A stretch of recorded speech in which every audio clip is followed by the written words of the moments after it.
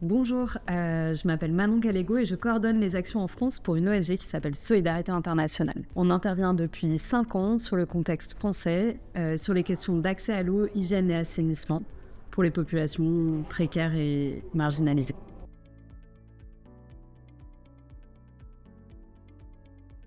En France hexagonale, ce qu'on voit principalement, c'est du coup des populations qui sont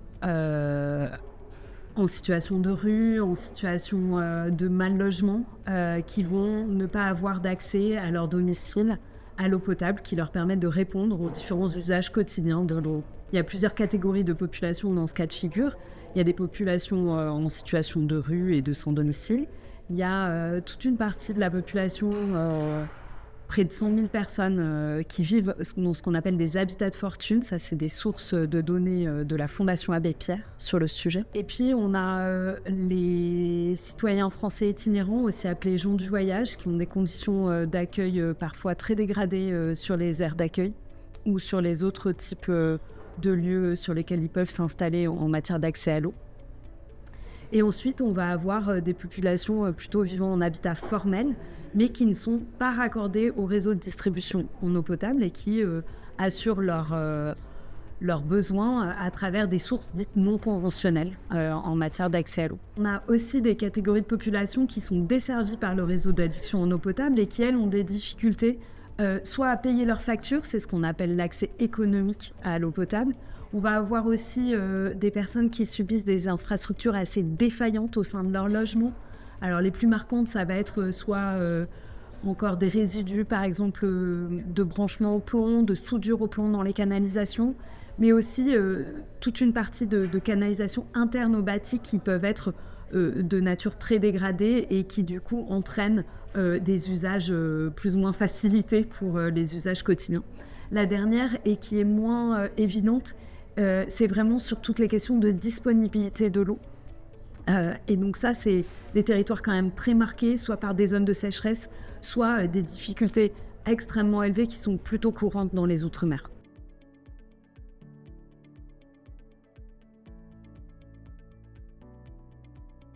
Alors les conséquences, elles sont multiples. Déjà, pour tout ce qui est population non raccordée, c'est-à-dire qui n'ont pas d'accès domiciliaire à l'eau potable, on va avoir des efforts de corvée d'eau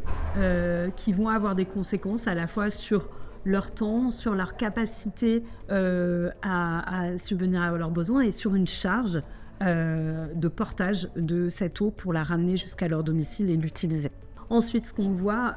c'est pour toutes les catégories de population qui ont toujours pareil, des difficultés à accéder à l'eau à leur domicile,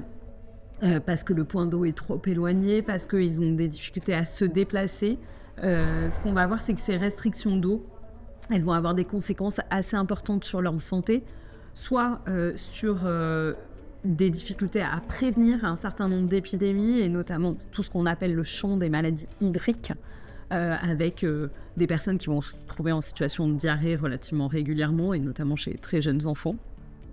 ou des populations, enfin des personnes un peu plus fragiles. Et puis on va avoir tout ce qui est difficulté avec maladies de peau, avec finalement des maladies aussi vectorielles qui sont pas si courantes, mais qui vont l'être dès lors qu'on n'a pas une capacité à mettre en œuvre une hygiène quotidienne corporelle.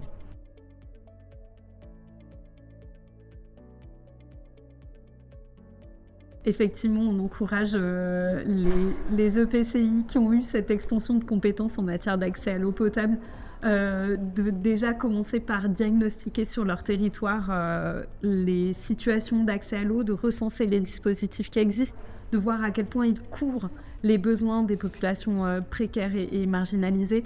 Mais ensuite, simplement d'avoir une lecture très pragmatique de ce que peuvent être ces enjeux, de changer de paradigme et de regard autour de l'accès à ces services essentiels, finalement avec des solutions relativement simples de développement de fontaines sur l'espace public, d'accès à l'eau sur les lieux de vie quand ils sont collectifs, Voilà, de transmission d'informations, d'augmentation de l'accessibilité horaire, par exemple, sur un certain nombre de dispositifs, notamment bains-douches ou laveries. Voilà, c'est des petites choses simples comme ça qui, à travers une étude, vraiment état des lieux des personnes précaires en eau et puis une analyse des dispositifs pour voir comment améliorer les choses pour ces dernières et vraiment avoir un impact sur leur qualité de vie et leur santé.